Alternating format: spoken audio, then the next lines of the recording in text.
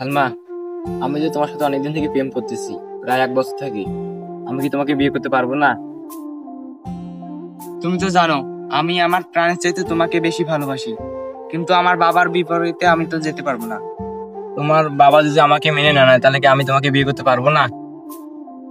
কিসের আবার মানি না নাই? আমি তো আমার বাবার একমাত্র মেয়ে। আমার কথা না শুনবে তা কার কথা শুনবে?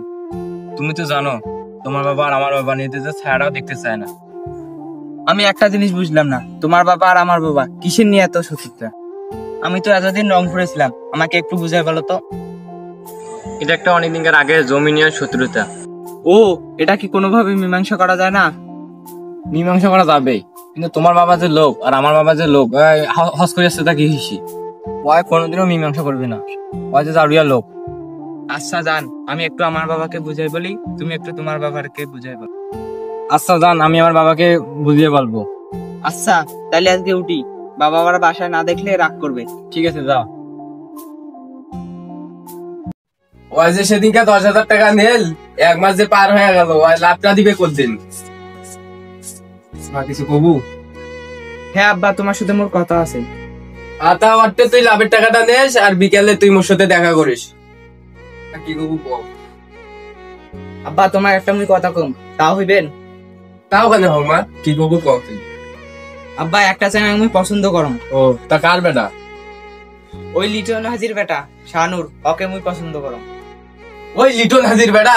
হাজি মানে ওই চুদ্দির ভাই মোর বাপের 35 সম্পত্তি ভোগ করে খাইছে, ওর হজে হইবে না, হাজি মানুষ লাই পাজি। তুই ওরে বেটা পছন্দ করিস? ওর থেকে তুই যখন একটা মুখ ভ্যাংলা কানি দিলু হয় যে বাপা মুই একে ভালোবাসো, তাও মুই মানি নিনু হয়, তাও মুই ওই চুদির বেটার বেড়াং মানি নিম। যা হাজা, তো মুই 1 সপ্তাহের মধ্যে বিয়াও দেন। যা হাজা।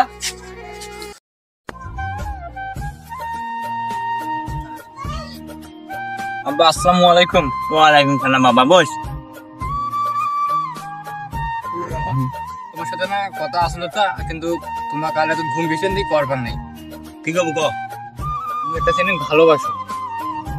কি কস? ভালোবাসিস? তা কার বেটে এটা? বা হাকিনুরের বেটির সাথে, সালমা। আরে হাকিনুরের বেটিতে মুই তো বিয়ে দাং না বা ভাই টাকা সুদের। আর সুদের টাকা দিয়ে আর বেটি গতি অম্বরে লেখাপড়া পাস। আর সুদের টাকা দিলে লেখাপড়া হয় আর বেটে। আর ওই সুদের নি তো বাড়ি ঢুকে আমার বাড়ি ঢুকাং মুই। ঢুকি মোর হাজিগিরিটা খান নাকি মুই? এত টাকা দিয়ে হস করে এসে হাজিগিরিটা খান, ওই সুদের বেটি গানি ভাই। সাংঘাই তোর হস্তে কদিন নষ্ট হয়েছি। কিরে বাবু কি টাপাস করি? না না আব্বা, কোনো নয়। তাহলে কি আব্বা ওর সাথে মন বিয়ে দিবেন না? না না, ওর সাথে মুই তো বিয়ে দাং না, কিন্তু পাগলা না একটা হাজি মানে ওই সুদের বেটি আনাং থাকে। আব্বা, তোমার তো মাসে জমি জায়গা মাইটারি দিয়ে হস করে দিলে, তোমার হস হইবে তাইলে? আর এই জায়গা তোর মাথা ঠিক আছে না রে? আমি এখন হাজি মানুষ, 4 লাখ টাকা খরচ করে সৌদি আরবে তোমরা হজ করি আসছো, একবার গেছুন, আরো 4 লাখ টাকা না হলে আরো একবার যান, তা কি হয়েছে?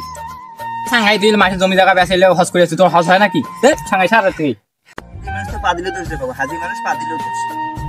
আর বলে সব বাদ দে তো, হাকিনুরের বেটির সাথে কি মোর বিয়ে দিব তুই এখন? তোর মাথা ঠিক আছে না রে? তো মুই কিছু নয় সুদের বেটে পারি না, আর মানে হাজিগিরিটা খাবি নাকি? মান সামান নষ্ট করিম নাকি মি খাবার? কার থাকে? আরে মুই বাঁচি থাকা কালীন ওই হাকিনুরের বেটি মোর বাড়ি এসে পাবি না, যদি আইসে তাহলে মোর মরা মুখ দেখতে ইচ্ছে দিতে। তুই বুঝছুম আব্বা, তুই মোর বিয়ে দিব না, মোর বাদন বাঁচি নিয়ে দেখবি, তুই মোরে মরা মুখ দেখবি। আর যা যা যা। সাংঘা ফোন দেওয়া কয়া দেন।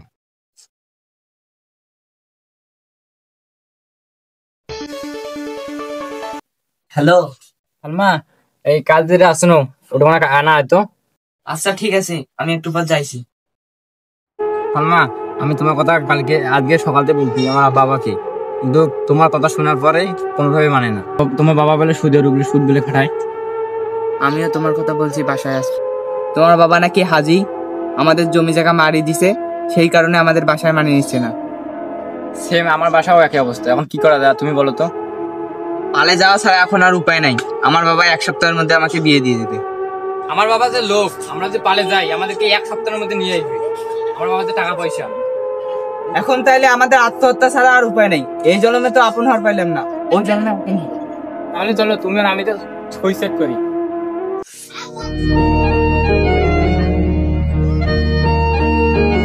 বিদায় পৃথিবী, বিদায়। भोसड़ी के बेटे बेटे बेटा मौज कर दी, मौज कर दी।